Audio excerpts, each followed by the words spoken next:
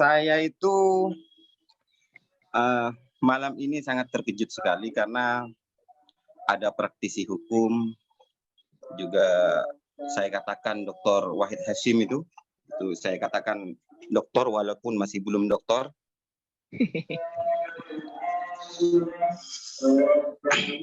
Terus saya kira teman-teman ini malam ini membicarakan tentang kontribusi masalah hukum Islam itu semuanya wacana.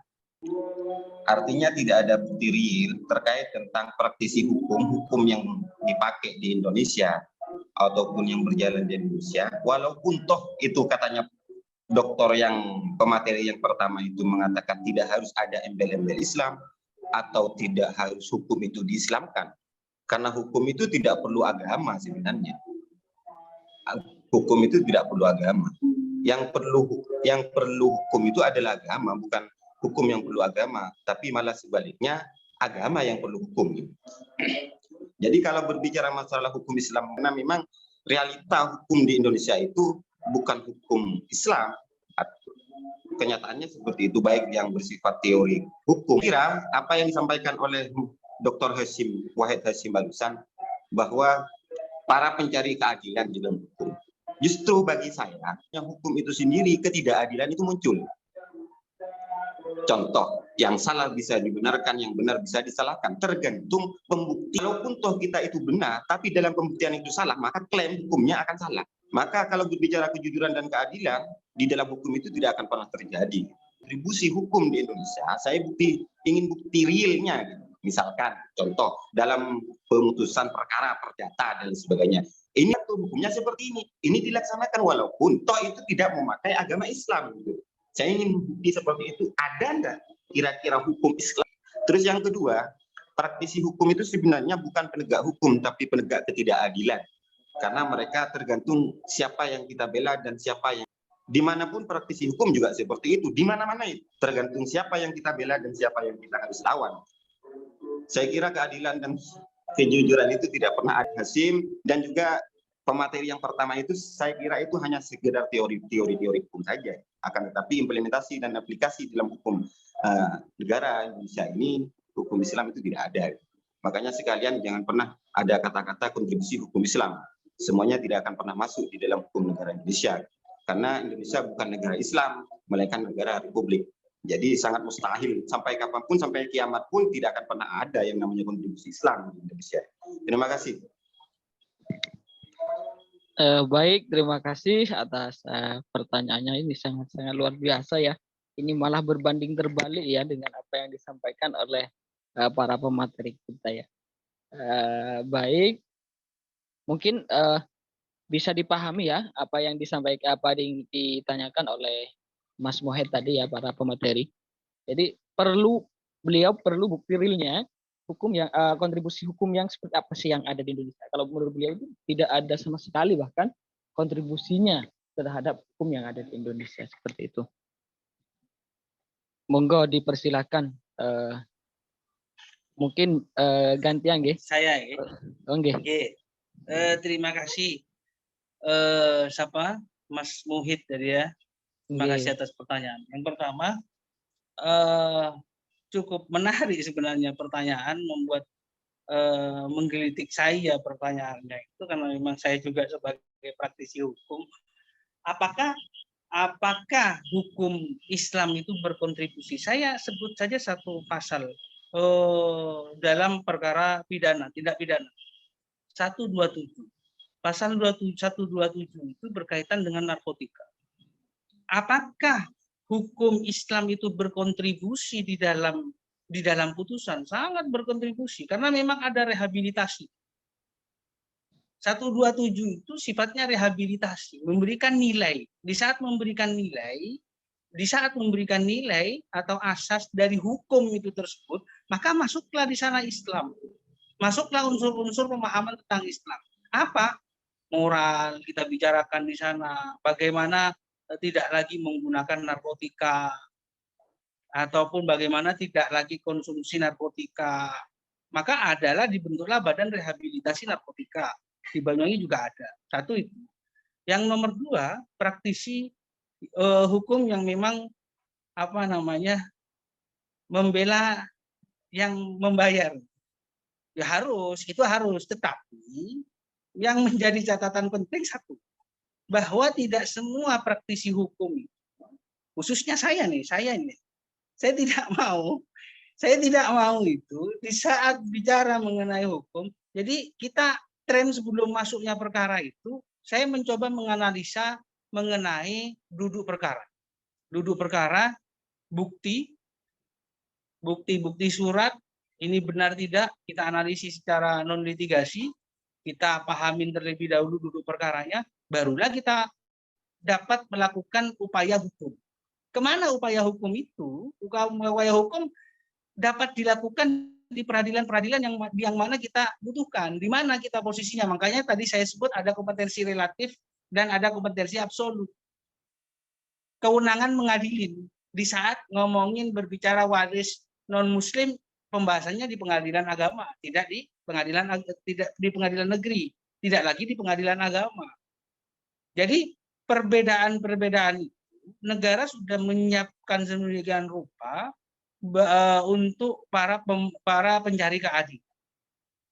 Yang Islam di peradilan agama, apa yang dicari peradilan tentang kewarisan? Banyak sekali sekarang problematika masyarakat itu, walaupun mereka mengerti tentang hukum Islam atau mereka memahami Islam itu bagaimana tentang waris, nyatanya fakta sosial ataupun selama saya menangani banyak sekali perkara-perkara warisan itu. Hibah, kalau poligami sedikit. Poligami itu di dalam Islam kan tidak ada pembahasan. Poligami, contoh kecil begini. Tentang poligami. Karena Mas Wahid kayaknya tertarik sama poligami. Saya kasih rumusan tentang poligami. Poligami di dalam Islam mungkin tidak ada syarat-syarat tertentu. Contoh nafkah. Kalau masuk di dalam pengadilan agama, maka pemerintah sudah melindungi rakyatnya. Dengan apa? Dengan satu, ada syarat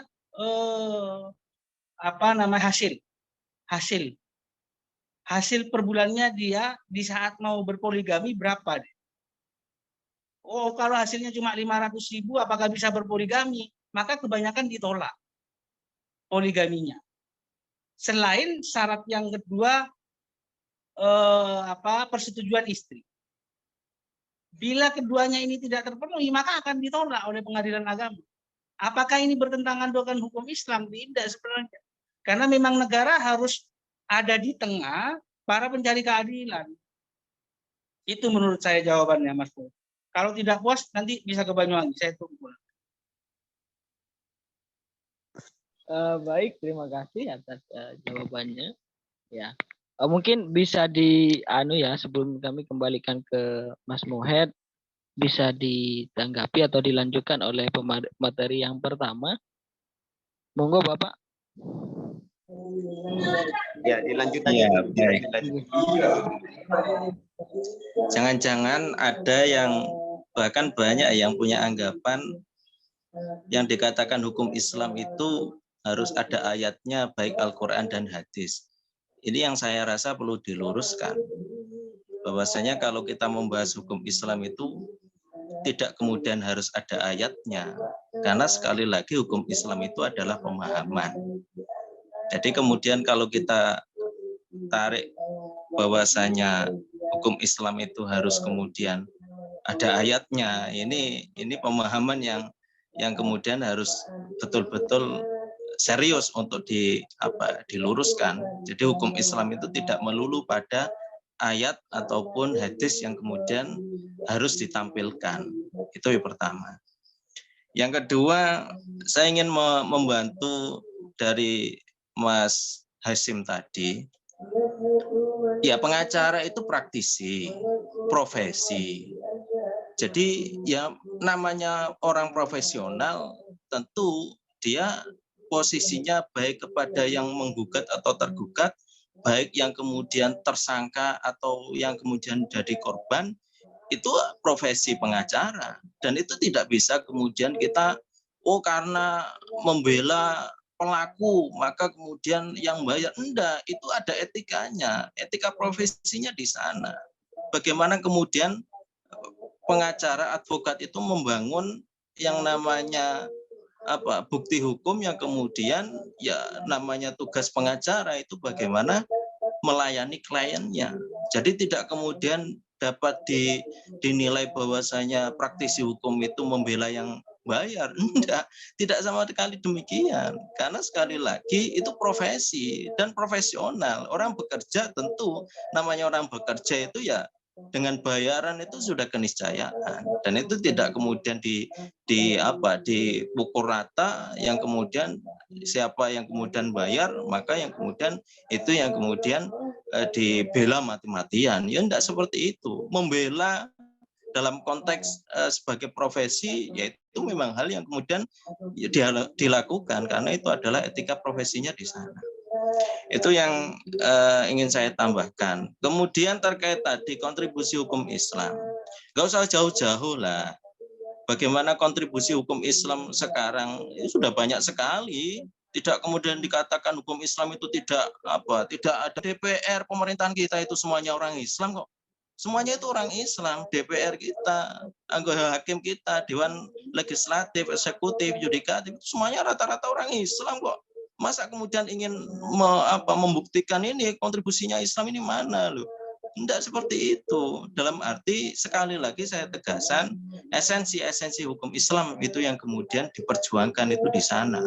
Tidak harus kemudian dibentuk atau dinamakan syariat Islam atau nama Islam itu sendiri. Jadi itu yang kemudian ingin saya tambahkan.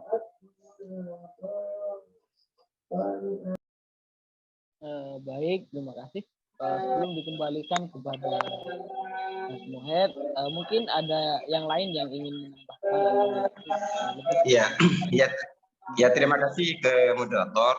Okay. Saya juga sedikit sepakat dengan apa yang dikatakan Prof itu, menyinggung pertama masalah terkait masalah pengacara atau praktisi hukum. Memang praktisi hukum itu yang pertama harus profesional. Kalau tidak profesional ya jangan jadi praktisi hukum gitu. Artinya seperti ini, kenyataan realnya, saya paham betul walaupun saya bukan orang hukum, jurusan hukum dan lain sebagainya, tapi saya juga pernah dulu di STAIN itu menjadi sospol, anggota sospol sosial dan politik. Di sana juga ada kajian hukum.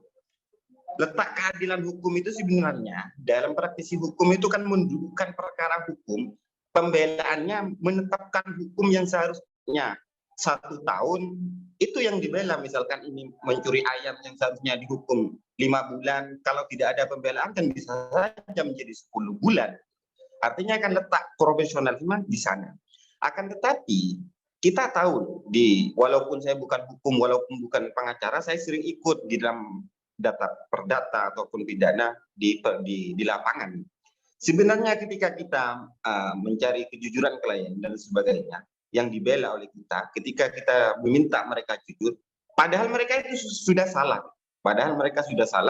pembuktiannya sudah salah, akan tetapi lawan kita yang menyerang kita itu masih pembuktiannya masih belum lengkap dan sebagainya, akhirnya klien kita itu dianggap bisa dibenarkan di dalam mata hukum. Pertanyaan saya, dengan adanya ketidakpastian hukum seperti itu kan kita secara pribadi, anggaplah orang Islam. Di dalam Islam itu sejak kecil saya itu diajarin qulil haqqa walau kana murran. Katakanlah walaupun itu pahit. Kenapa di dalam persidangan tidak begitu dikatakan hal itu? Kalau saya jadi praktisi hukum, yang salah ya tetap salah, walaupun saya itu kalah di dalam persidangan tidak masalah, yang penting qulil haqqa walau kana murran. Saya akan katakan walaupun itu benar ataupun pahit bagi saya terancam dan sebagainya, saya harus katakan hal itu. Kenyataannya di praktisi hukum banyak seperti itu loh Mas, Pak Dokter. Kita tahu yang dibela itu kita salah, tetapi kenapa kita harus salah? Terus kedua, masalah kontribusi hukum Islam. Saya tidak pernah mengatakan bahwa kontribusi Islam itu adanya. Tidak harus seperti itu, tapi prakteknya saya cuman mencari hukum di dalam Islam itu ada tidak di kontribusi di hukum negara kita Indonesia. Ambillah contoh yang disampaikan oleh praktisi hukum Dr. Hasyim barusan. Saya kira yang disampaikan mungkin ya kedepannya saya bukan tidak pas mengatakan tidak ada kontribusinya, Kalau berbicara masalah DPR, RI dan lain sebagainya sampai pusat sampai daerah semuanya Islam. Tapi Islam yang bagaimana kan seperti itu loh. Tidak ada bukti real bahwa orang Islam yang ada di sana memperjuangkan hak-hak Islam itu sendiri, bahkan cenderung memusuhi dengan hukum-hukum Islam itu sendiri. Indonesia saya kira tidak usah dibahas lah. Percuma kita membahas hal itu karena tidak akan pernah ada yang namanya kontribusi Islam. Yang ada hukum Islam itu dikebiri di kerangkeng Mas oleh hukum negara. Walaupun di hukum agama kita, Islam terutama itu benar, tapi bagi hukum negara salah, ya salah, Mas. Jadi kalau berbicara masalah hukum negara, hukum Islam kontribusinya ke negara, saya kira ya sekedar wacana saja. Artinya kita bahan diskusi saja, tapi praktik. Terus yang kedua masalah Mas Yusuf. Yang namanya diskusi bukan kita pas lawan, ketika kurang puas kita harus ke Banyuwangi, seperti itu. Tidak. Saya suka tantangan seperti itu. Saya masih ingat di KPK dulu, kalau orang menjual saya beli, seperti itu. Saya beli, butuh kita diskusi real, panjang masalah praktis hukum, monggo, kapanpun, dimanapun saya siap, insya Allah seperti itu. Tapi dalam konteks salam intelektual, salam dari... Baik, terima kasih sangat sekali ya. Itu sebenarnya bukan tantangan ya. Itu bisa dibilang membuka diri ya untuk bersilaturahmi kepada para pemateri. Mungkin ada ya dari rekan-rekan yang lain yang ingin menanggapi ya. Sebenarnya kita tidak perlu banyak pertanyaan ya. Ini sudah sudah moderator, saya sedikit nambahin. Okay, bentar ya.